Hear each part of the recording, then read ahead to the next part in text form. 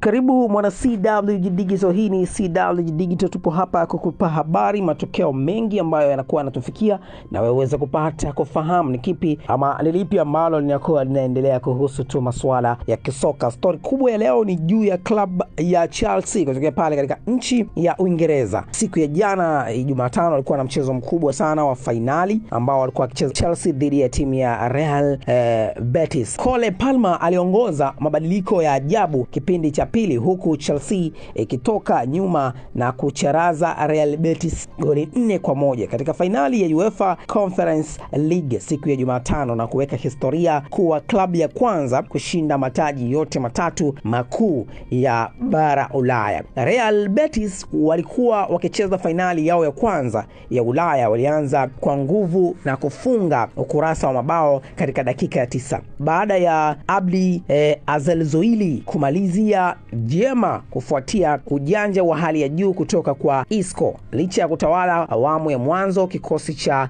Manuel Pellegrini kilishindwa kuongeza bao lingine na Chelsea ikawapa adabu kipindi cha pili. Kuingia kwa Reece James kipindi cha pili kulileta nguvu mpya, lakini ni Palmer aliyeng'aa zaidi usiku huo nchini Poland. Mwingereza huyo alitoa crossi maridadi iliyopokewa kwa kichwa na Enzo Fernandez na kusawazisha bao, jambo lililoanzisha kurejea kwa Chelsea. Dakika ya 5 baadaye alimsaidia Nicholas Jackson kufunga bao la pili na kuiweka Chelsea kifua mbele. Jackson alipoteza nafasi nzuri ya kufunga bao la pili binafsi, lakini haikuathiri matokeo. Jadon Sancho alipiga shuti la kuvutia dakika ya 83 na kuzika kabisa matumaini ya Betis, kabla ya Moses Caicedo kufunga bao la 4 katika dakika za majeruhi na kukamilisha usiku wa kumbukumbu kwa Chelsea. Usisahau kusubscribe na kubonyeza alama ya kengele. Hii ni CWG Digital. Kwanza ni wewe kusubscribe, like na kucomment. Ciao.